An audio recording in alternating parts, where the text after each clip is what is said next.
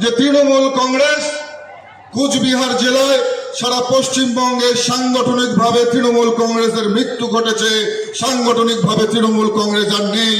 তাই তৃণমূল কংগ্রেসকে বাঁচিয়ে রাখবার জন্য পুলিশ আর কিছু তোলাবাজ কিছু গুন্ডার সহযোগিতা মমতা বন্দ্যোপাধ্যায় নিচ্ছেন।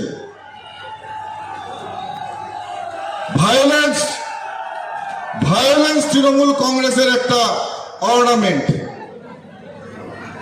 অত্যাচারী শাসকের রূপ ধারণ করেছে মমতা বন্দ্যোপাধ্যায়। আজকে কুচবিহারে মমতা বন্দ্যোপাধ্যায়কে বারবার ছুটে আসতে হচ্ছে। কুচবিহারের মানুষ মুখ ফিরিয়ে নিয়েছে মমতা বন্দ্যোপাধ্যায়ের থেকে। তাই তো বারবার পিসি ভাইপো দুজনকেই কুচবিহারে ছুটে আসতে হচ্ছে। আমি বলবো, গণতান্ত্রিক অধিকার রয়েছে প্রত্যেকের, রাজনীতি করবার অধিকার প্রত্যেকের রয়েছে, নিশ্চিতভাবে আপনারা আসুন। তবে কুচবিহারের মানুষ আপনাদের থেকে মুখ ফিরিয়ে নিয়েছে। তৃণমূল কংগ্রেসকে আর কুচবিহারের মানুষ ভোট দেবে না, এই ব্যাপারে কুচবিহারের মানুষ দৃঢ় প্রতিজ্ঞ, দৃঢ় প্রত্যয় নিয়েছে। আমার বয়স কম বয়সে রাজনীতিতে এসেছি আপনাদের মায়েদের আশীর্বাদ, আমার সহযোদ্ধা সহকর্মীদের আশীর্বাদে, কুচবিহারের সমগ্র মানুষের আশীর্বাদ নিয়ে। আজকে কুচবিহারের মতন প্রত্যন্ত জায়গা থেকে উঠে গিয়ে দিল্লির মাননীয় প্রধানমন্ত্রীজির আশীর্বাদে আজকে মাননীয় প্রধানমন্ত্রীর মন্ত্রিসভায় সর্বকনিষ্ঠ সব থেকে কম বয়সের আমি সেখানে কাজ করবার সুযোগ পেয়েছি। আর মমতা বন্দ্যোপাধ্যায় বারবার এসে উল্টোপাল্টা কথা বলছে। মমতা বন্দ্যোপাধ্যায় যতই কথা বলুক, কুচবিহারের মানুষ তার কথা বিশ্বাস করে না। মমতা বন্দ্যোপাধ্যায় যতই বাজে কথা বলুক, অনেক বাজে কথা বলেছে। আমি বলবো, charity begins from the home. দিদি, আগে নিজের ঘর সামলান। নিজের ঘরের মধ্যেই আপনার যাকে বসিয়ে রেখেছেন এক ভাইপোকে প্রতিষ্ঠা করতে গিয়ে বাংলার যুব সমাজকে আপনি শেষ করে দিয়েছেন। আগে নিজের ঘরটাকে সামলান। কেন বারবার আপনার ভাইপোকে, মানুষ কি বলে ভাইপোকে? কয়লা ভাইপোকে কি বলে একটু জোরে বলুন তো। আগে শুনতাম ছোটবেলায়, অনেক রকমের কথা শুনেছি, কাকের মাংস কাক ছোঁয় না। আর মমতা বন্দ্যোপাধ্যায় তো মঞ্চ থেকে নিজে পুলিশ মন্ত্রী হয়ে পুলিশকে গালাগাল দিচ্ছে। ন্যূনতম লজ্জা থাকা উচিত। বলছে স্থানীয় পুলিশরা নাকি বিজেপির সঙ্গে কাজ করছে।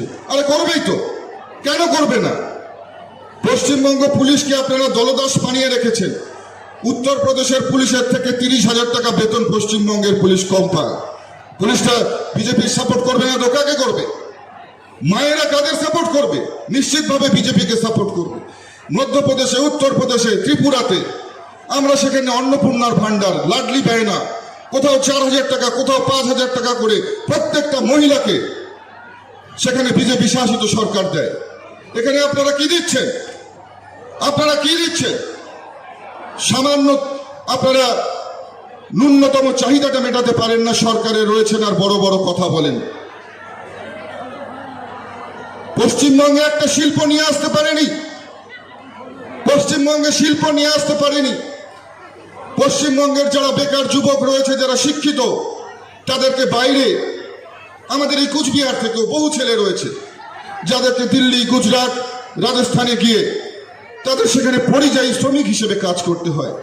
নিজের পরিবার পরিজন সবকিছু ছেড়ে অক্লান্ত পরিশ্রম করতে হয় বাইরে গিয়ে। আজকে এখানে থেকে তাদের কোনো কর্মসংস্থানের ব্যবস্থা নেই।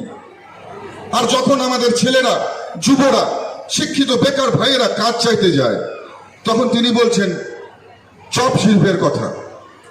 তখন তিনি বলছেন যে চপ শিল্প নাকি একটা শিল্প, এটা নতুন উদ্ভাবনা শক্তি মমতা বন্দ্যোপাধ্যায়।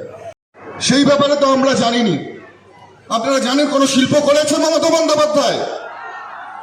কোন শিল্প করেছে মমতা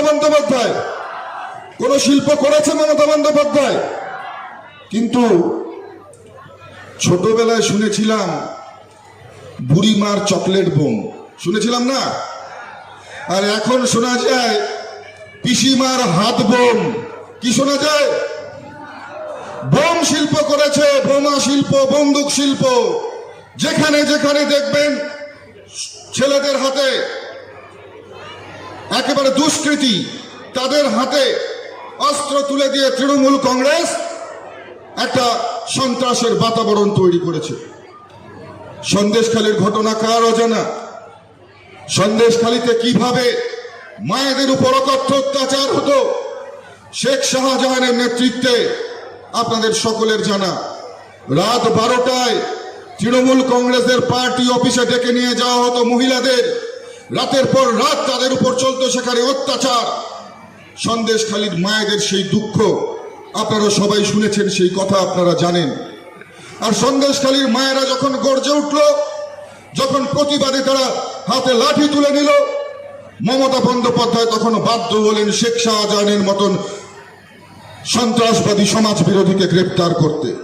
আর আমি এই জয় বলবো, শুধুমাত্র সন্দেশখালীর মায়েদের জয় নয়, এই জয় সমগ্র বাংলার মায়েদের জয়, বাংলার মহিলাদের জয়, বাংলার সমস্ত নারীর জয়, বাংলার নারী শক্তির জয়। আর এইবারের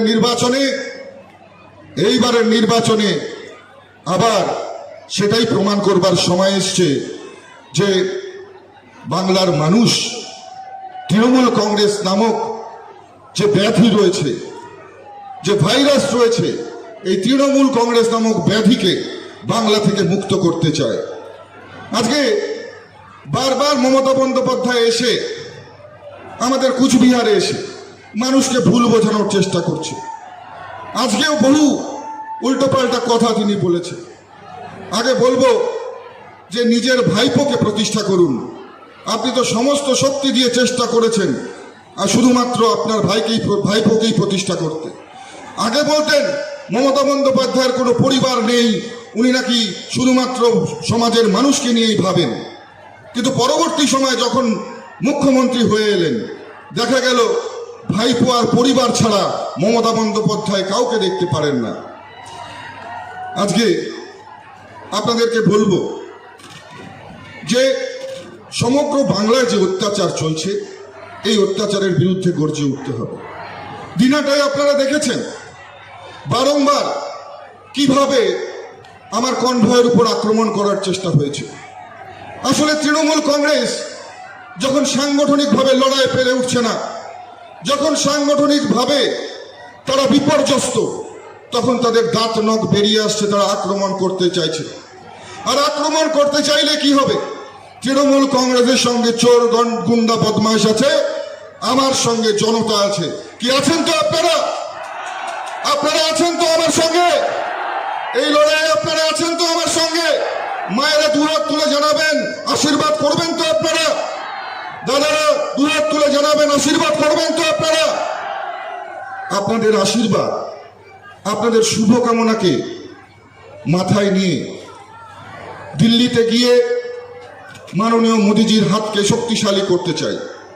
কারণ মাননীয় প্রধানমন্ত্রী যে স্বপ্ন দেখেছেন ভারতকে বিশ্বের দরবারে শ্রেষ্ঠ আসনে নিয়ে যেতে, তিনি স্বপ্ন দেখেছেন ভারতকে বিশ্বগুরু বানাবার জন্য।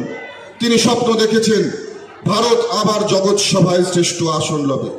তাই আপনাদের অকৃপণ আশীর্বাদ, ভালোবাসা, শুভকামনা, আপনাদের স্নেহাশিস চাইতে এসেছি।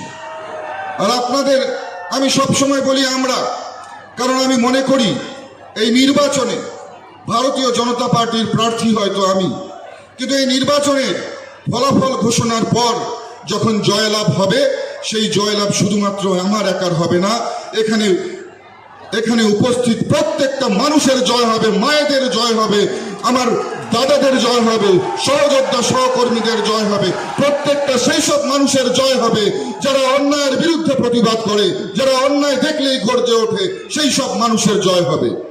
তাই আমি বলি আমরা সবাই মিলে মোদিজিকে আবার তৃতীয়বারের জন্য প্রধানমন্ত্রী বানাবো এবং ভারত যাতে জগৎ সভায় শ্রেষ্ঠ আসন নেয়, যাতে ভারত সর্বশ্রেষ্ঠ দেশ হিসেবে পৃথিবীতে প্রকাশ পায়, আমরা সেই জন্য মোদিজির হাতকে আরো শক্তিশালী করব। আবারও আপনাদেরকে আপনাদের অকৃপণ আশীর্বাদ চেয়ে বিনীতভাবে আমি আমার বক্তব্যকে দীর্ঘায়িত করব না। আপনারা 19 তারিখ সকাল সকাল নিজেদের ভোট গ্রহণ কেন্দ্রে গিয়ে আপনাদের মূল্যবান ভোট আপনারা দিন। আপনারা গণতন্ত্রের এই উৎসবকে গণতন্ত্রের মহোৎসব করে তুলুন এবং আপনারা একটা নিজের ভোট নিজে দিয়ে আপনারা এমন একটা পরিবেশ তৈরি করুন যেখানে সবাই সমস্ত মানুষ শান্তিতে নিজেদের ভোট দিতে পারে। আমি সকাল সকাল ভোট দিতে বলছি এই কারণেই, মাননীয় প্রধানমন্ত্রী নির্দেশ দিয়ে গেছেন বিশেষ করে মায়েদের প্রত্যেককে সকাল সকাল নিজের ভোটটা নিজেকে দিতে হবে, তারপর এসে সমস্ত বাড়ির কাজ করবেন।